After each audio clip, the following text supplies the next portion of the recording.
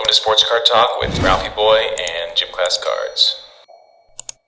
All right, guys. Hey, thanks so much for checking in with the Sports Card Teachers. I'm Sean. This is Jason here. RBC.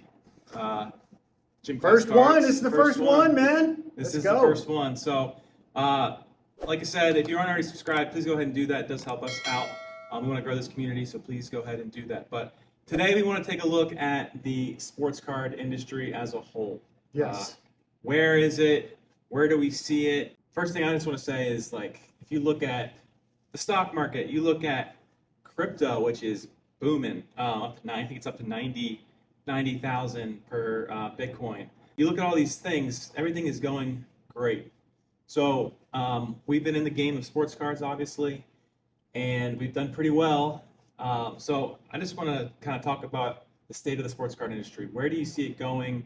You can break it down to raw cards, graded cards, long-term, short-term. Let's just get into it and talk a little bit about it. Yeah, let's do it. I mean, I'm not sure where to start, but I will say, as a whole, I mean, we're going through the roof, right? I mean, come on. I mean, it's everyone and their brother jumping into the game. Let's jump right in. Everybody wants a bit of it. The rich need somewhere to put their money. Well, I have some money I'd like to invest. I mean, it seems to me that this industry is growing. We're getting more and more people wanting to buy, wanting to invest, wanting to try to flip. As a whole, there's room to grow. But there are concerns, right?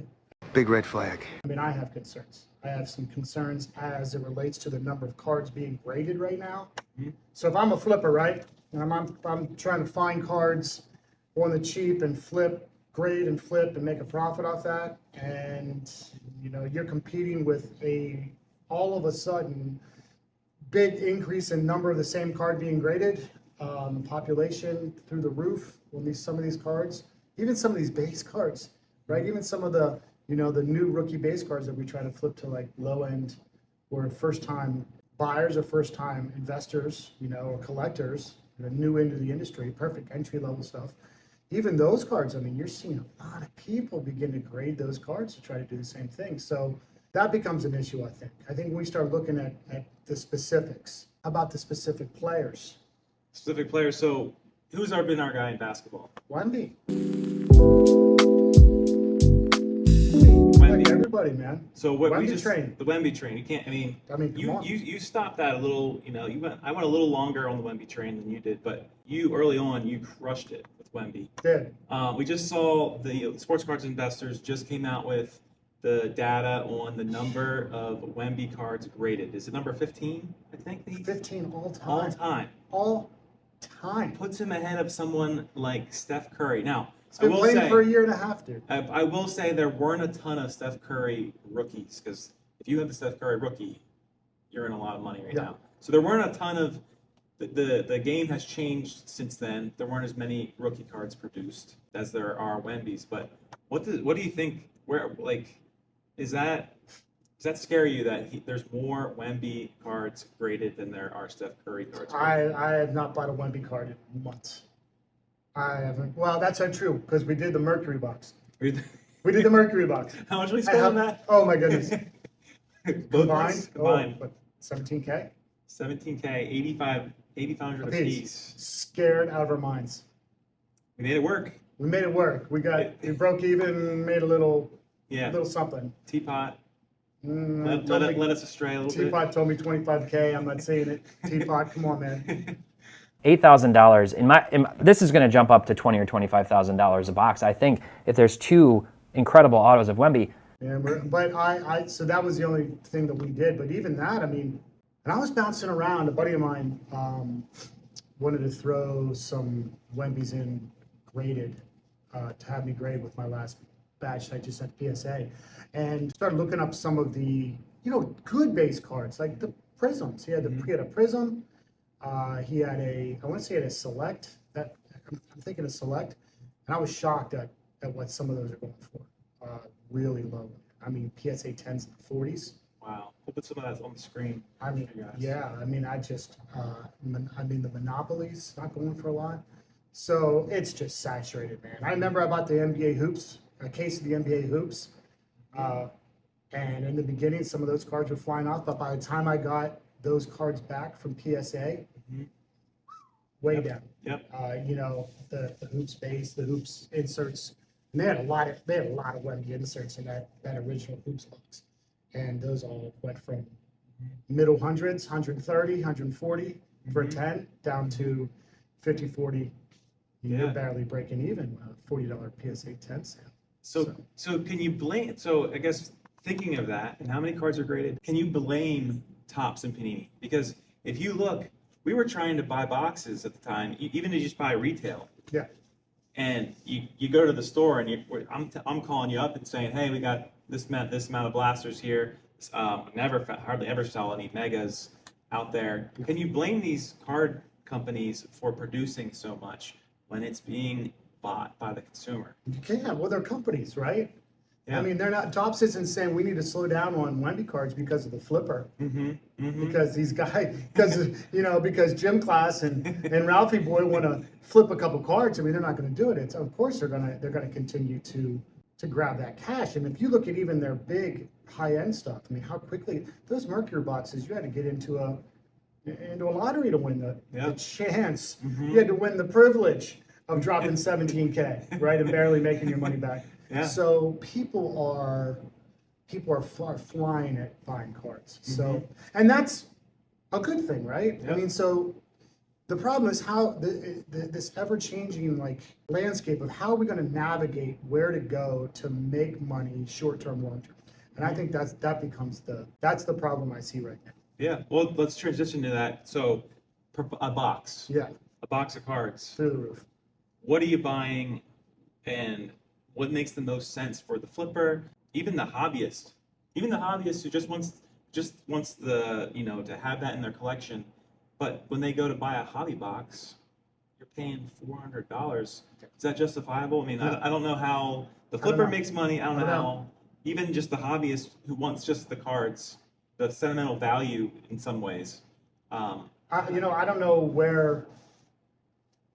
If I want to collect cards, right? Hey, we are not a support group. We're hobbyists. And let's just say I want, and I'm sure most collectors are like me. Eventually, anyways, it'd be great to have these really cool cards that we love, slabbed PSA 10, right?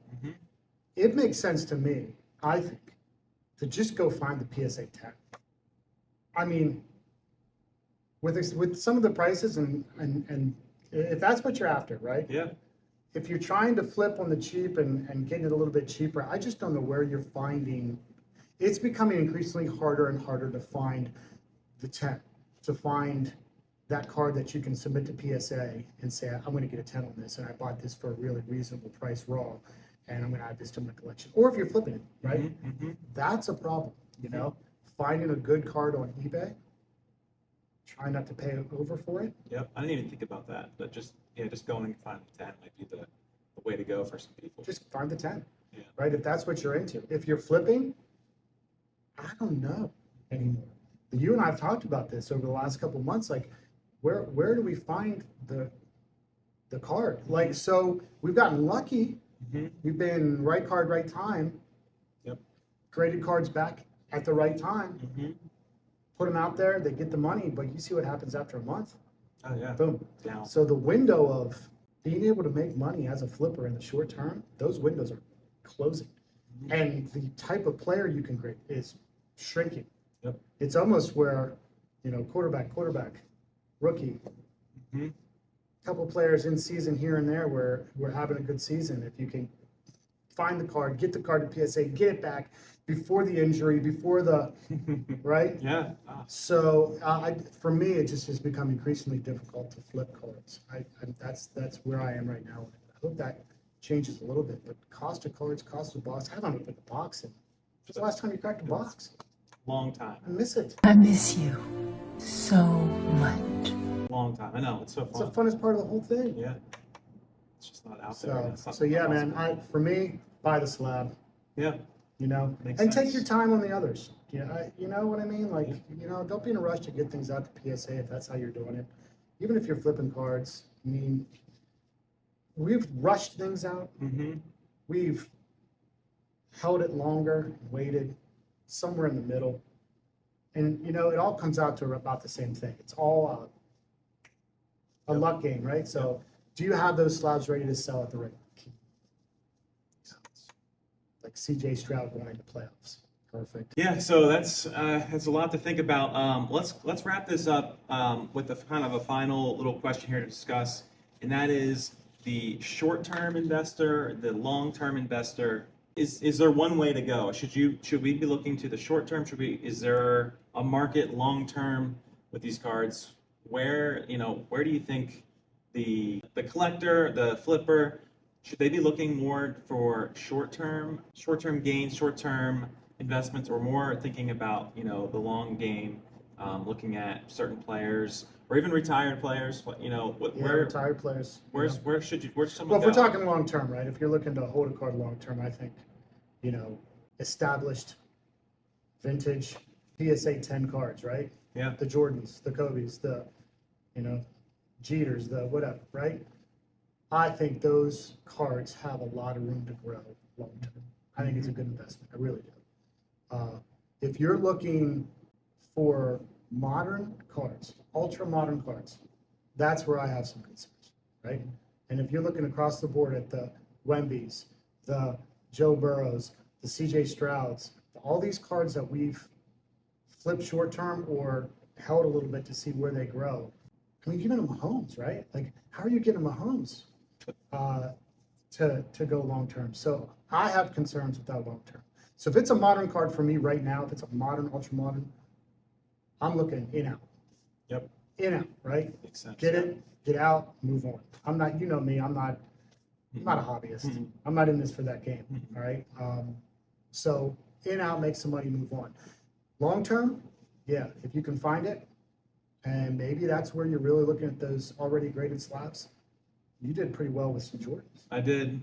I did. Got a lot of them. Yeah. Oh yeah, I'm happy with how PSA it's turned out. 10s already graded. And I don't see those ever going down. It's Michael Jordan. No. Jordan. Now you're just monitoring the market, right? Yep. When do you want to start getting rid of some of them and moving into something else? I mean, I think that's a great way to do it. Yeah. Yeah. I think that's great response. So hopefully this video, hopefully today we've been helpful to you in our discussion. We really appreciate anyone out there who is watching. We'd love if you'd engage with anything we have to say. You Yes. disagree or you agree with us. Love the can- exchange. Yeah, you can disagree with us. But we're trying to learn too. Exactly. Yeah. We want to make this a community of everyone, learning and just having a good discussion. So thanks so much for watching. If you aren't already subscribed, please go ahead and do that. Give this video a like. We really appreciate that, and we will see you in the next video. See ya. Peace. Take care.